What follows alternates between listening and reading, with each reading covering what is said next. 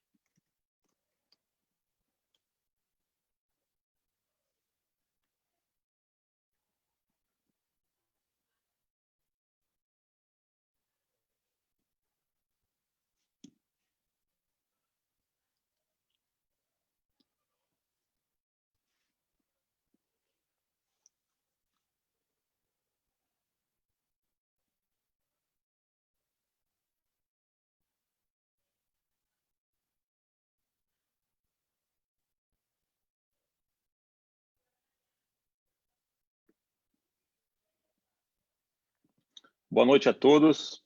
Meu nome é André Mansano, eu sou especialista no tratamento de dores crônicas. Estamos todos aí vivendo momentos difíceis, né, com essa infecção pelo Covid-19. E hoje eu quero conversar com vocês a respeito de algumas orientações, especialmente para pacientes com dores crônicas, que com certeza estão sofrendo mais do que nunca nessa época dessa quarentena. Então, aqui eu trouxe um gráfico atualizado de como nós ainda estamos em uma curva ascendente da pandemia, em especial aqui no Brasil, né? São dados de 7 de maio, então a gente está longe do fim dessa epidemia, a gente precisa tomar bastante cuidado com ela, com toda certeza. Nós sabemos também, falando um pouco do coronavírus, que existem alguns fatores de risco para que essa doença seja mais grave do que em outros pacientes. Então, pacientes que têm asma, pacientes que têm outras doenças do pulmão, pacientes que têm diabetes, pacientes que têm doenças do coração, ou aqueles que têm problemas nos rins, que precisam de diálise, pacientes obesos, né? Então a obesidade é um grande fator de risco para a gravidade da doença, os idosos, em especial aqueles acima de 65 anos, aqui pacientes institucionalizados, que são aqueles pacientes que ficam no asilo, pacientes que têm doenças ou que tomam medicamentos que afetam a imunidade, então exemplos de alguma doença que pode acontecer isso seria o HIV, principalmente, ou pacientes com doenças do fígado. Quem tiver algum desses problemas aqui, alguma dessas características, tem mais chance de ter a forma grave da doença, precisa tomar mais cuidado ainda, tá bem? Mas a gente não pode negligenciar outros problemas de saúde, né? Então, um exemplo aqui para vocês. Isso aqui são dados de Nova York, nos Estados Unidos, onde os pacientes estão morrendo com infarto 8 vezes mais do que a média anterior.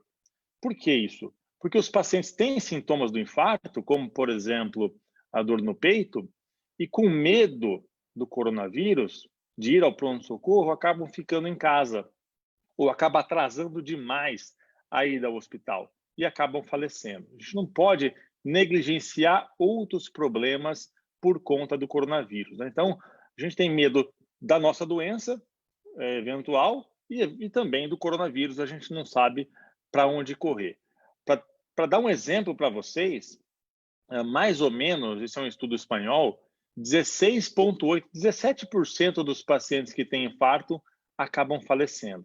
Isso dos pacientes que procuram um hospital, né? E a gente sabe que com dados da Coreia do Sul, que são os dados mais fidedignos, que a mortalidade do coronavírus na faixa etária mais idosa é de 10%. Ou seja, existem alguns problemas ainda mais sérios do que o coronavírus. Então, primeira dica, dor no peito, dor torácica é igual hospital, não dá para ficar em casa, com ou sem coronavírus. Isso é uma emergência. Quem tiver dor no peito precisa ir ao hospital, tá bem? Pacientes com dores crônicas têm algumas características. Então, nós sabemos que isso é muito frequente no mundo, né? Por exemplo, 38% da população mundial refere dor em pelo menos 3 meses do ano. Ou seja, isso é caracterizado como dor crônica, tá?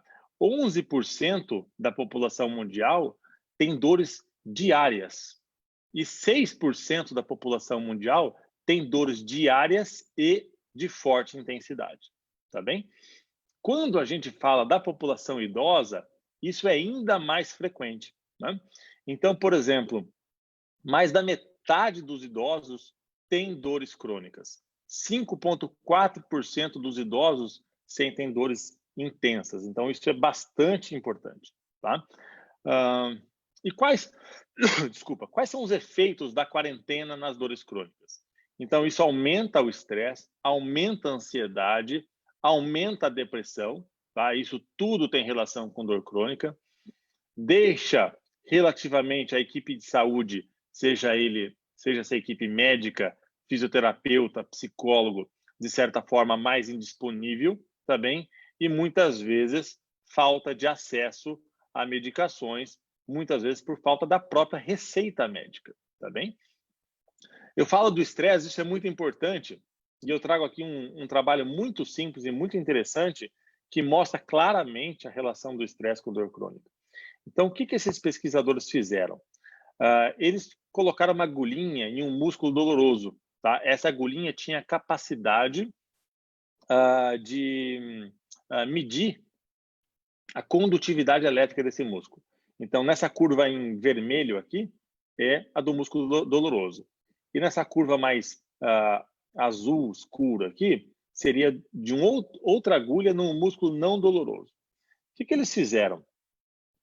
Eles pediram aqui nessa primeira fase, onde está escrito contar até 100, para os pacientes contarem até 100. E nada mudou, tá? Depois eles deram um intervalo. E aqui onde está escrito estresse, o que eles fizeram? Eles pediram para os pacientes contarem de 100 até 0, pulando de 7 em 7, tá bem? E isso foi capaz, só esse estresse, que é muito fraco, né? Contar de 100 até 0, pulando de 7 em 7 é muito fraco, foi capaz de aumentar a dor e aumentar a condutividade do músculo elétrica em 2 vezes. Tá? Então, imagina um estresse diário ao qual a grande maioria da população está submetida durante essa quarentena. Tá? Então, aqui, eu espero que todo mundo esteja conseguindo ver o meu cursor, porque isso aqui é um fluxograma que eu vou falar especificamente de cada item mais para frente, para o paciente com dor crônica. Então, aqui em cima, paciente com dor crônica. O que ele precisa fazer? Ele precisa ter um contato telefônico com o responsável por ele, com o seu médico. Aí ele vai conversar com o seu médico e o médico vai categorizá-lo se o caso é urgente ou semi-urgente, ou se o caso não é urgente, tá? Vamos imaginar que seja urgente ou semi-urgente. O que seria urgente? Eu vou falar especificamente sobre cada um desses problemas aqui mais para frente. Bomba de fármacos, eu vou explicar o que é, e eletrodo, né? Os problemas com isso aqui tem que ter avaliação presencial, vou falar quais problemas. Ou semi-urgentes, que seriam dores bem intensas, e aí vai ter uma avaliação individualizada, tá bem? Essa avaliação que o médico vai fazer pode, então, ser feita por telemedicina atualmente. Ele vai conseguir determinar com o paciente se de fato vai precisar de uma avaliação presencial, de algum procedimento ou não. Se o caso não for urgente, é melhor que se estabeleça um plano de tratamento por telemedicina, tá bem? Que aí a gente evita o contato com o coronavírus, tudo bem? Então, como que a gente trata dores crônicas hoje? A gente respeita, basicamente, essa escada analgésica. Isso foi desenvolvido lá na década de 80 pela Organização Mundial de Saúde. E como que funciona isso? À medida que nós vamos aumentando a intensidade da dor, a gente vai aumentando a potência dos analgésicos que nós vamos usando para esse paciente, tá bem? E no último degrau, quando nada melhora a dor do paciente, a gente faz, então, alguns procedimentos intervencionistas que cada tipo de dor vai ter o seu procedimento, tá bem? Existem alguns efeitos da dor crônica no próprio coronavírus, né? Então, por quê? Porque a própria dor crônica diminui a imunidade e alguns medicamentos que pacientes com dores crônicas usam também pode diminuir a imunidade, entre eles opioides e corticoides, tá? Agora, não existe nada determinando cientificamente que pacientes com dores crônicas têm maior suscetibilidade a contrair o vírus. Esses estudos robustos não existem ainda, tá bom? Então, a manutenção do tratamento, eu trago essa figura dos Jetsons aqui, aquele desenho, que lá na década de 90 já mostrava a telemedicina, ela deve preferencialmente ser feita à distância, sem risco para o paciente. E isso, na verdade, pode ser feito não só pela equipe médica, como o Conselho de Fisioterapia também já autoriza o fisioterapeuta a acompanhar o paciente por telemedicina, tá bem? E também a equipe de psicologia pode acompanhar esse paciente à distância também, tá? Então, preferencialmente à distância para evitar o contágio. Bom, vamos falar sobre medicamentos. Então, os medicamentos, eles devem ser, obviamente, mantidos nessa fase. E aí o médico vai ajustar avaliando o controle, se acontece o controle ou não da dor, e se surgem, então, efeitos colaterais. E aí a gente entra num problema que são as receitas médicas. É fundamental, e eu vou explicar o porquê, que a equipe médica encaminhe receitas médicas para esse paciente. Então, nós temos receituários especiais, que é aquele receituário de 2 vias, e o receituário amarelo, que é de opioide, que eu vou falar para vocês. Então, o receituário especial, que é o carbonado em 2 vias, ele é utilizado para opioides fracos, poucos opioides fortes podem ser feitos nessa receita, antidepressivos, anticonvulsivantes e alguns anti-inflamatórios. Todos esses medicamentos podem ser utilizados para dor crônica. E o receituário amarelo, a gente reserva, então, para opioides fortes, como morfina, fentanil e outros medicamentos mais fortes, tá bom? Voltando aqui, nós temos hoje, basicamente, 2 alternativas para munir os pacientes com receita. Uma delas é que a Anvisa, ela alterou a quantidade prescrita. Então, antes, a gente só podia prescrever em uma receita o suficiente para 1 mês de tratamento. Atualmente, a gente pode prescrever o necessário para 3 meses de tratamento. Isso facilita um pouco. E a outra alternativa seria a prescrição digital, né? Então, o médico tem que ter uma certificação digital, qualquer médico pode fazer isso, tá bem?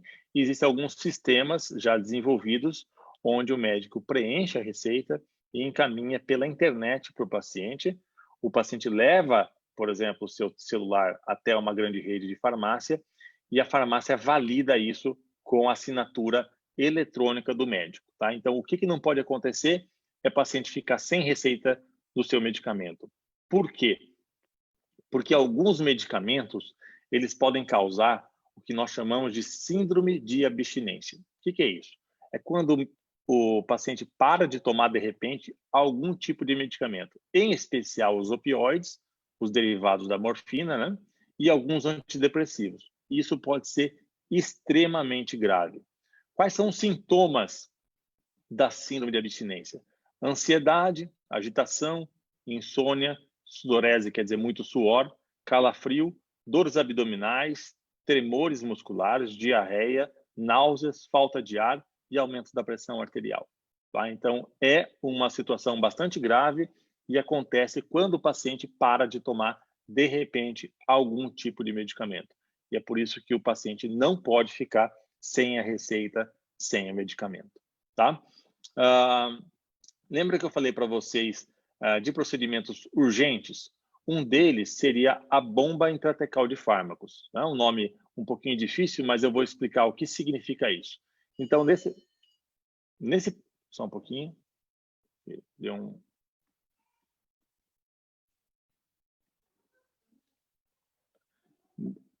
Ótimo. Deixa eu tirar só uma coisa aqui.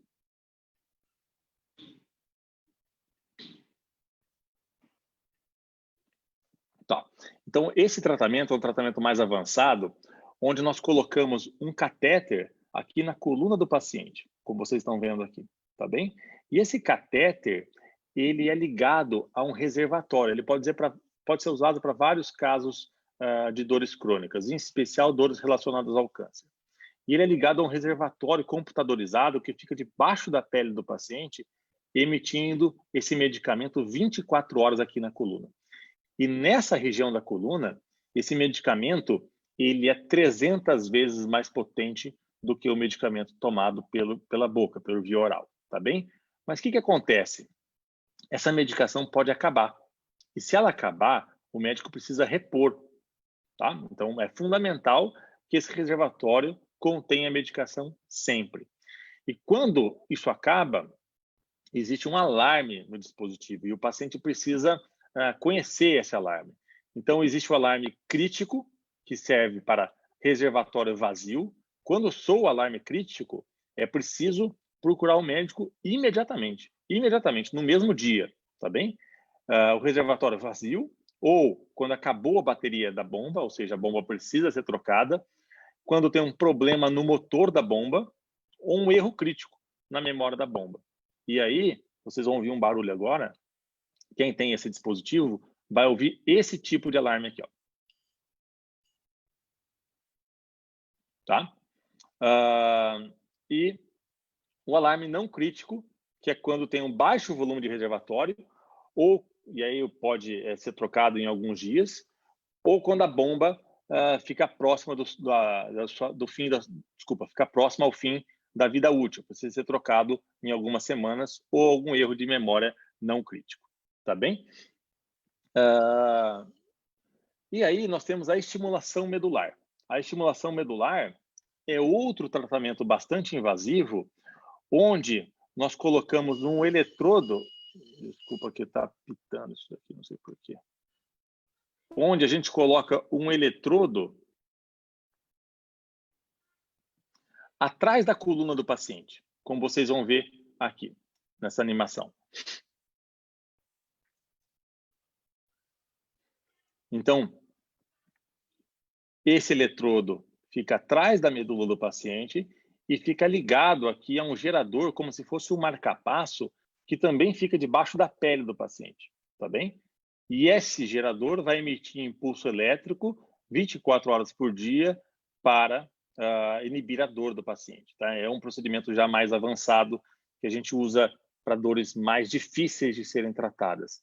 Agora, quando a gente coloca esse gerador, é uma microcirurgia, ele pode, por exemplo, infeccionar, tá? Que é um exemplo de uma infecção depois dessa microcirurgia.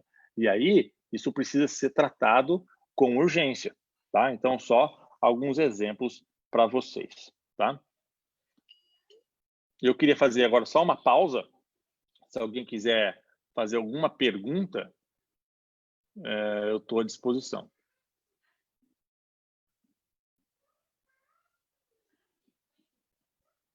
Deixa eu ver aqui se tem alguma pergunta.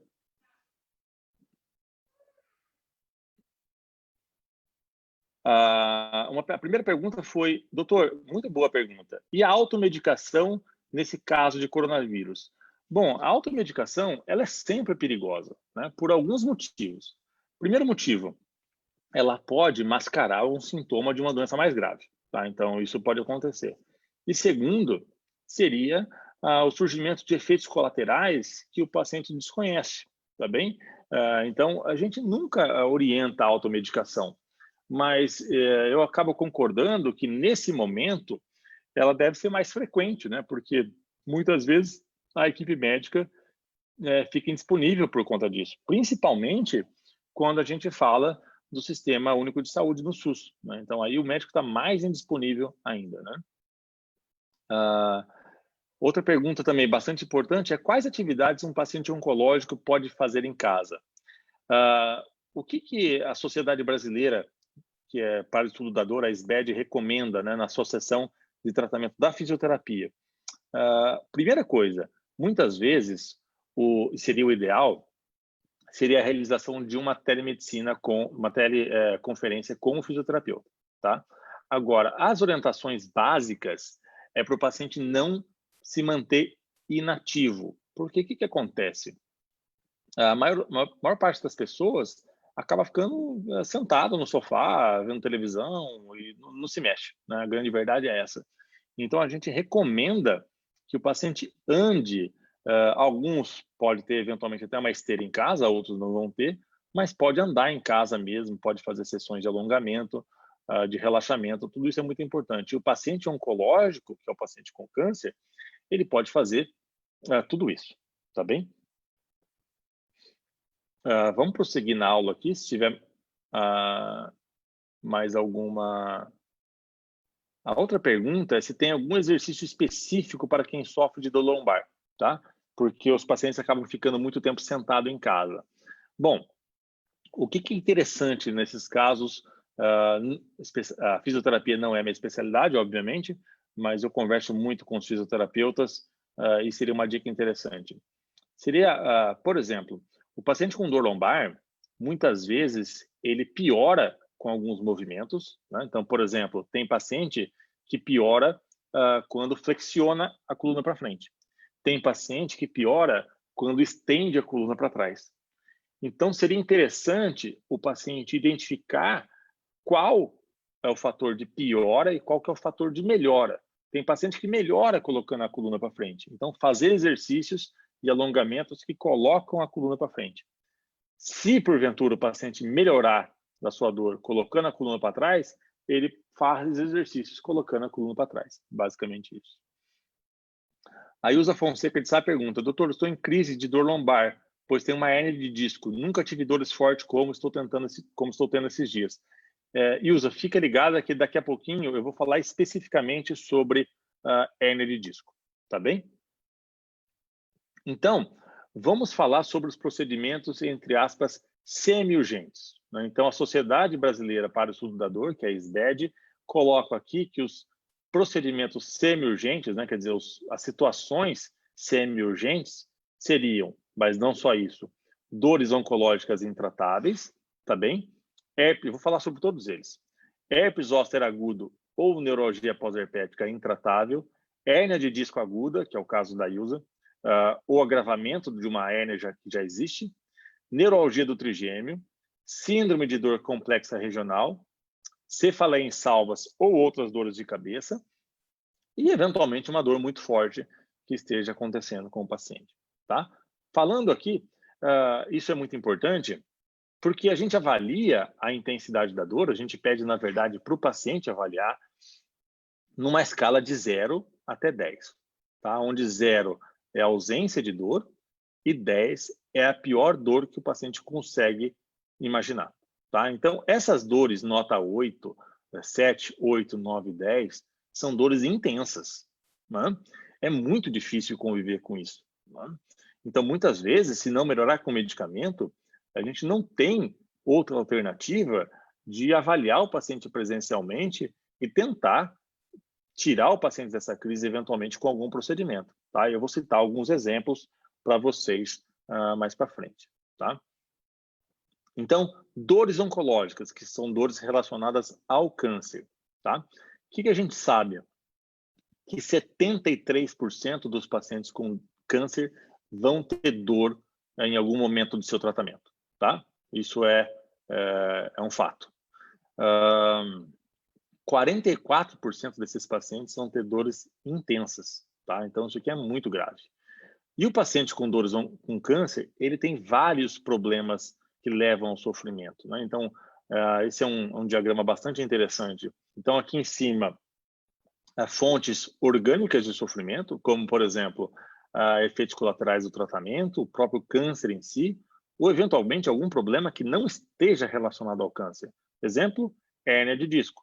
Então, a paciente com câncer de mama, por exemplo, ela pode ter hérnia de disco, como qualquer outro paciente.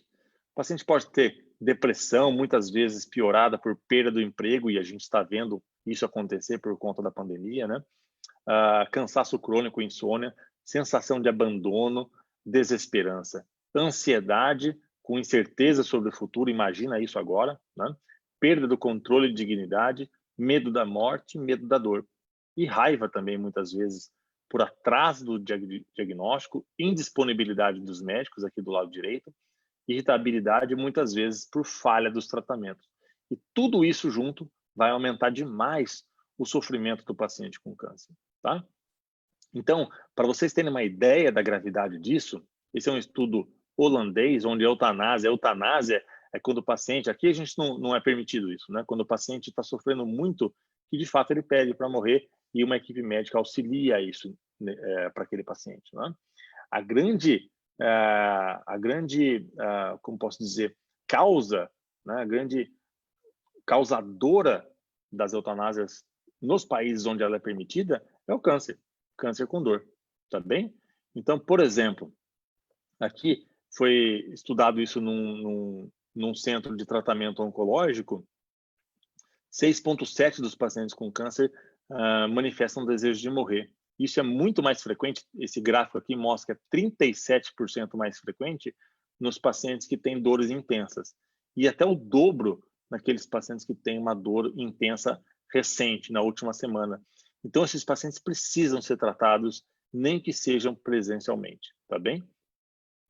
Outra questão seria, deixa eu voltar aqui, o herpes zoster agudo e a neurologia pós-herpética. Eu vou explicar o que é isso.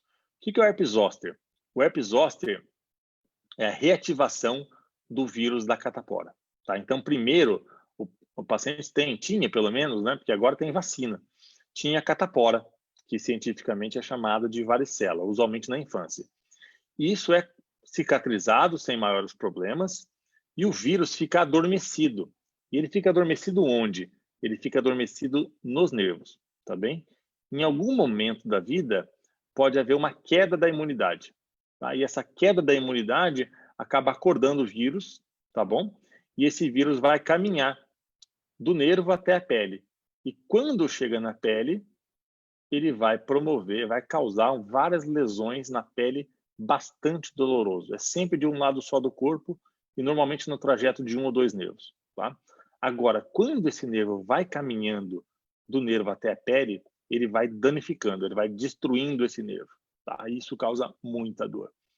Em alguns casos, essas lesões cicatrizam, porque a pele tem um poder de cicatrização muito bom, mas o nervo não, tá? E aí o paciente continua com dor, que é a neuralgia pós-herpética, tá bom?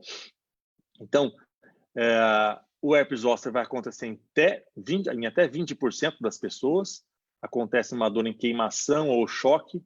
A alodínia é o termo técnico que a gente utiliza para referir dor ao simples toque na pele, então o paciente não pode nem relar na pele, muitas vezes o toque de um lençol, da roupa incomoda demais, e normalmente aquelas lesões que eu mostrei anteriormente em faixa apenas de um lado do corpo, tá bom? Então, aqui são exemplos de lesão, né? Muitas vezes os pacientes acabam conhecendo isso como cobreiro, né? Então, aqui a região mais frequente é no tórax, eventualmente no abdômen, mas pode acontecer até no rosto, tá? Isso dói demais. E por que a gente tem que tratar isso rapidamente?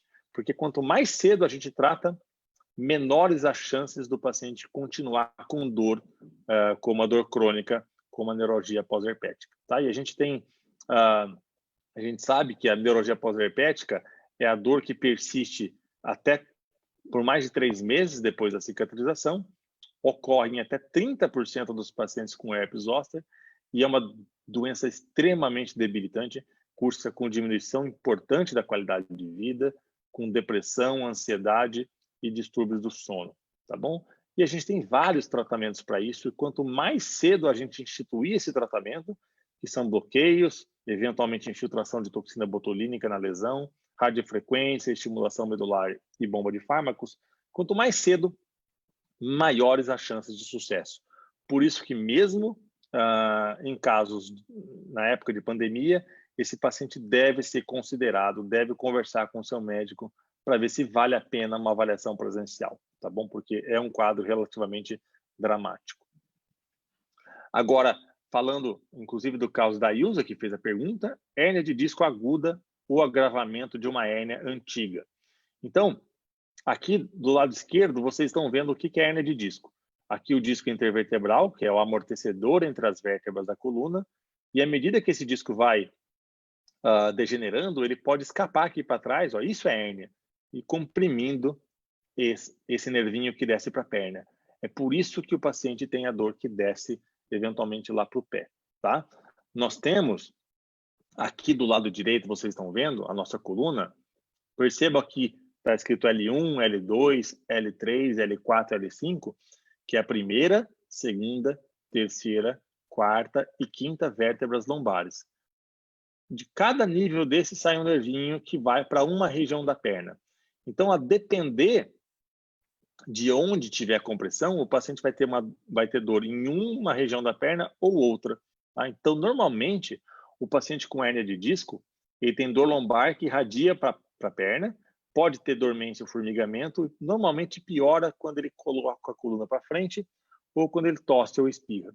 Tá? Então, a dor pode ser na virilha, na coxa, descendo pelo joelho, até o pé, ou eventualmente em toda a região de trás da coxa. Tá bem? E um dos tratamentos para isso, e aí usa nesses casos mais agudos, mais fortes, pode pensar num procedimento como esse, é o popular bloqueio. Como que funciona isso? O paciente fica deitado de barriga para baixo, a gente localiza essa região do nervinho com raio-x no centro cirúrgico. O paciente recebe uma sedação para dormir um pouquinho e a gente coloca essa agulha e injeta uma substância anestésica e anti-inflamatória ao redor desse nervinho aqui. Aqui à direita vocês estão vendo uma imagem real do procedimento, tá bom? Então isso pode aliviar muito rapidamente a dor de quem tem hérnia de disco, tá bom? Então a gente encaminha para a cirurgia apenas os casos mais graves, tá? Neuralgia trigeminal intratável. Aqui é um caso extremamente dramático. Eu vou falar para vocês a respeito disso agora. Bom, o que é a neuralgia do trigêmeo? É uma das principais causas de dor na face, tá? É uma das piores dores que existem. É mais comum em mulheres e um pouco mais comum nos idosos, tá? Primeiro, vamos falar o que é o nervo trigêmeo. O nervo trigêmeo é esse nervo que fica aqui na face e ele recebe esse nome trigêmeo porque ele tem 3 ramos. O primeiro ramo chama-se oftalmico e inerva essa parte aqui de cima do rosto, tá? O segundo ramo chama-se maxilar e inerva essa parte do meio do rosto. E o terceiro ramo chama-se mandibular e inerva essa parte de baixo do rosto, tá bem? E o paciente pode ter dor, isso aqui é o próprio nervo, questão técnica. O paciente pode ter dor em qualquer uma dessas regiões. E normalmente, na grande maioria das vezes, é de um lado só, e essa dor é do tipo choque, tá? E começa e termina de repente, ela vem em crises absurdas. E pode ser desencadeada, então, por qualquer estímulo tátil. O paciente vai escovar dente, dói, vai falar, dói, vai mastigar, dói. É realmente um inferno, tá bom? Nos Estados Unidos, ela é conhecida como doença do suicídio. Então, no meu pós-doutorado que eu estou fazendo agora, nos casos que não melhoram com medicamento, até 60% dos pacientes já pensaram em cometer o suicídio, porque a doença é muito grave, tá bom? Os tratamentos podem ser feitos com medicamentos e procedimentos minimamente invasivos, que eu vou falar mais para frente. Os medicamentos, os mais utilizados, o mais utilizado para esse tipo de doença é o medicamento chamado carbamazepina, tá bem? Que é um anticonvulsivante. Então, o que acontece? Os anticonvulsivantes, eles têm a propriedade de estabilizar os neurônios que causam a convulsão, tá bem? E eles também têm a propriedade de estabilizar aqueles neurônios que estão causando a neuralgia do trigêmeo, tá? E eles têm um bom efeito em 50% a 70% dos pacientes, Quando isso não resolve, a gente pode lançar mão, por exemplo, da radiofrequência, que eu vou explicar para vocês como funciona. É um procedimento realizado sob sedação, não precisa ficar internado e é indicado somente para os pacientes que não melhoram com os medicamentos, tá bem? Como que funciona? Isso aqui é uma questão muito técnica, mas o que acontece? A gente consegue enxergar com o raio-x no centro cirúrgico um buraquinho por onde passa o nervo trigêmeo. E a gente coloca uma agulha específica dentro do nervo. O paciente está dormindo, isso não é desconfortável.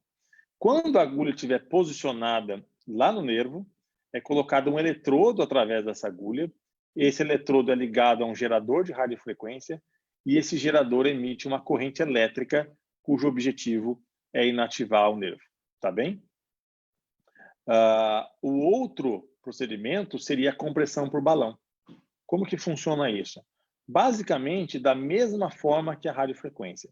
A gente coloca uma agulha lá dentro, mas ao invés de colocar um eletrodo, a gente coloca um cateterzinho que tem um balãozinho na ponta.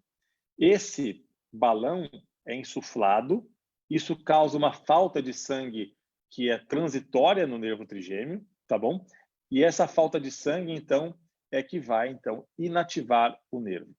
Depois, esse balão e essa agulha são retiradas ao final do procedimento. Tá? Então, aqui do lado direito, vocês estão vendo o balão que está sendo insuflado com uma substância com contraste, comprimindo todo o nervo trigêmeo. Desculpa, isso aqui é uma questão fundamentalmente técnica. Mas a gente vê uma melhora das dores em até 96% dos casos. Né? Então, é bastante importante. Síndrome de dor complexa regional, que eu vou falar para vocês de início recente, eu vou mostrar para vocês só o que é isso.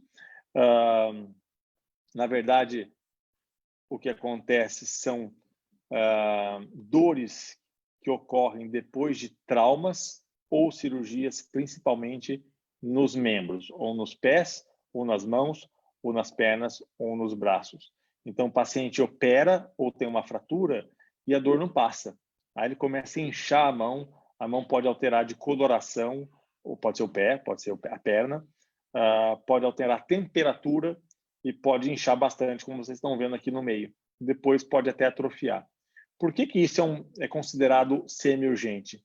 Porque também, quanto mais cedo nós tratarmos isso, maiores as chances de sucesso. Então, isso, de fato, precisa de uma avaliação médica. Tá bom? Cefaleias insalvas ou outras dores de cabeça. Né? Então, o que acontece? O que é a cefaleia insalva? É uma cefaleia que vai acontecer fundamentalmente aqui atrás do olho, de um lado só. Acontece mais em homens. Tá? E ela tem algumas características muito importantes. O paciente pode ficar com o olho vermelho, como vocês estão vendo aqui nessa figura, pode lacrimejar bastante, pode até escorrer só na narina do lado da dor, a pálpebra fica um pouquinho mais fraca, o olho fica um pouquinho caído e a pupila fecha. Isso aqui é uma das dores de cabeça mais terríveis que existem. Né? Então, o paciente tem vontade de bater a cabeça na parede. Né? Então, isso aqui precisa ser tratado.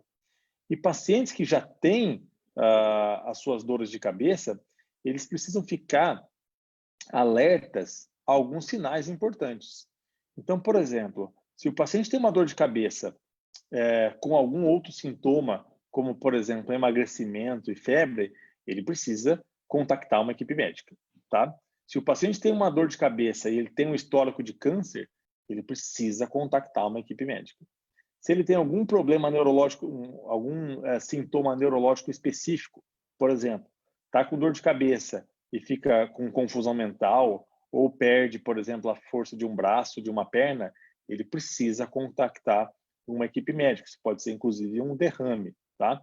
Se essa dor de cabeça começa de repente, ele nunca teve dor de cabeça, e começa uma dor de cabeça de repente, ele também precisa contactar uma equipe médica. Se essa dor de cabeça começa depois dos 50 anos de idade, o paciente nunca teve dor, né? Aí já chega numa fase com 60, 70 anos, começa com dor de cabeça, também precisa de uma avaliação mais rápida, porque isso pode ser uma coisa mais grave. Ou quando o paciente tem uma dor de cabeça e altera totalmente a dor, tá? Precisa contactar também uma equipe médica. E outros sinais de alerta seriam dores de cabeça que alteram com a posição do corpo, que piora com o exercício, tosse ou espirro, que tem piorado progressivamente, que acontece na gravidez ou logo após a gravidez, depois de algum trauma. Então, se o paciente tem uma queda, bate a cabeça e começa com dor de cabeça, obviamente que esse paciente precisa procurar um serviço de saúde.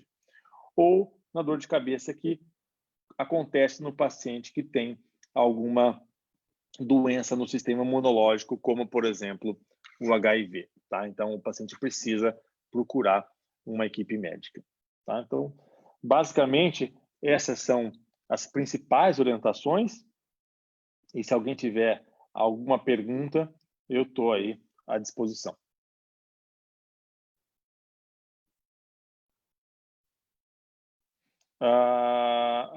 Tem uma pergunta aqui, doutor, como identificar o melhor tratamento para hernia de disco? Então, isso é muito importante, pergunta muito importante. Então, o que a gente avalia? Nós, para hernia de disco, a gente começa o tratamento com medicamentos, tá bem? E fisioterapia, tá? Se isso não resolver, a gente faz algum procedimento como aquele que eu mostrei anteriormente. Existem duas situações onde a gente precisa encaminhar esse paciente para a cirurgia. Primeira situação, quando a hérnia é suficientemente grande ou comprime o nervo de tal forma que causa uma perda de força muscular progressiva. Então, o paciente tem uma hérnia, não consegue mais mexer a perna. Esse paciente precisa operar, tá? O quanto antes, senão a força da perna não volta mais.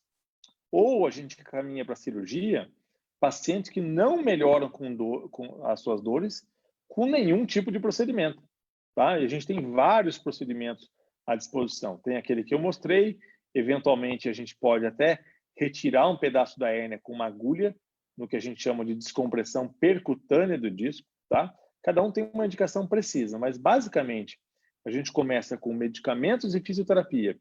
Não melhorou, a gente faz aquele tipo de bloqueio. Se o paciente tiver uma perda de força muscular, aí o paciente tem que operar, tá?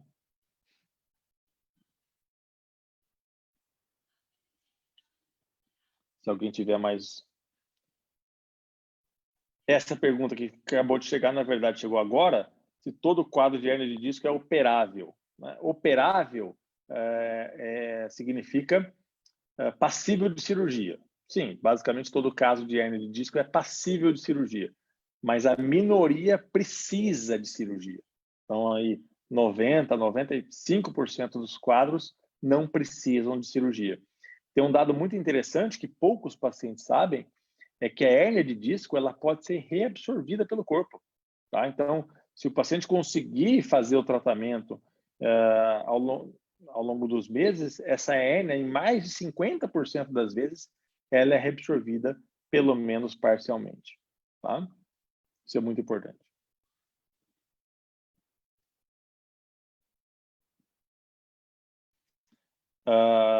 Mesmo que a hérnia melhora se o nervo é lesionado. Não necessariamente. O nervo pode recuperar sua função normal. Não necessariamente ele é lesionado. Algumas vezes, se ele ficar comprimido por muito tempo, pode sim.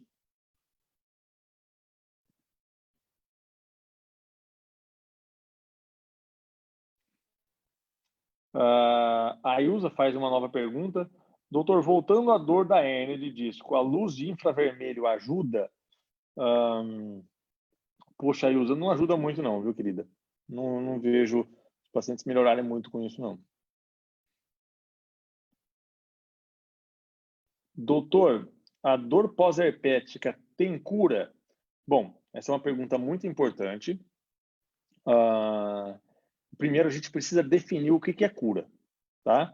Cura, basicamente, é quando o paciente fica sem um sintoma depois de um tratamento realizado, tá? Com essa definição, é sim possível que o paciente com neuralgia pós-herpética tenha cura, mas não é fácil que o paciente obtenha cura. É, de fato, uma doença bastante difícil de ser tratada. Qual que é o conselho? Quanto antes for feito o tratamento, melhor. Tá?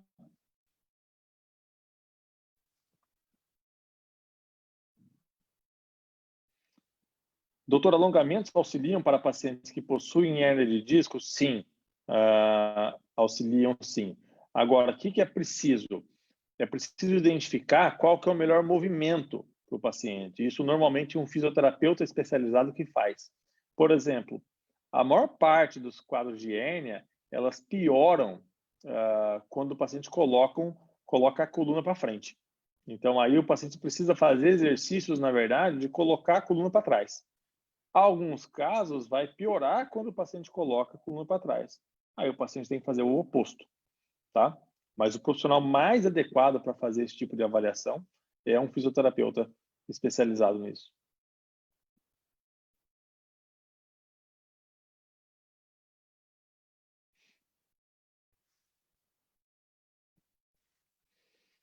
Outra pergunta, quais cuidados os pacientes idosos que sofrem de dor crônica devem ter durante a quarentena?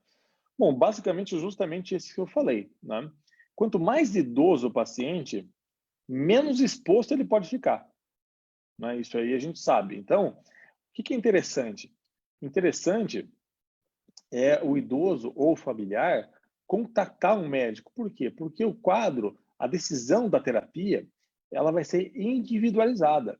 Por exemplo, se é um idoso que está sofrendo com uma neuralgia do trigêmeo extremamente forte, não tem jeito, esse paciente tem que ser tratado.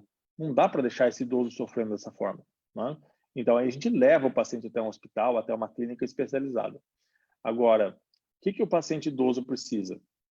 Claro, é exposição mínima ao vírus, porque o quadro é mais grave nos idosos, tá bem? E para isso, ele precisa, então, contactar a equipe de saúde para ver se vai manter o medicamento, eventualmente é uma questão só de aumentar a medicação via telefone ou via telemedicina, isso pode resolver o problema.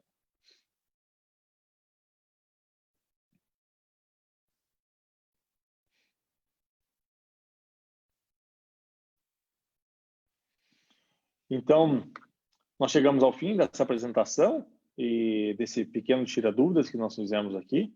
Eu desejo a todos aí uma boa noite, que todos permaneçam seguros nas suas casas, com suas respectivas famílias e com força e fé, nós vamos sair dessa aí o quanto antes, tá bem? Um abraço a todos aí e fiquem todos com Deus.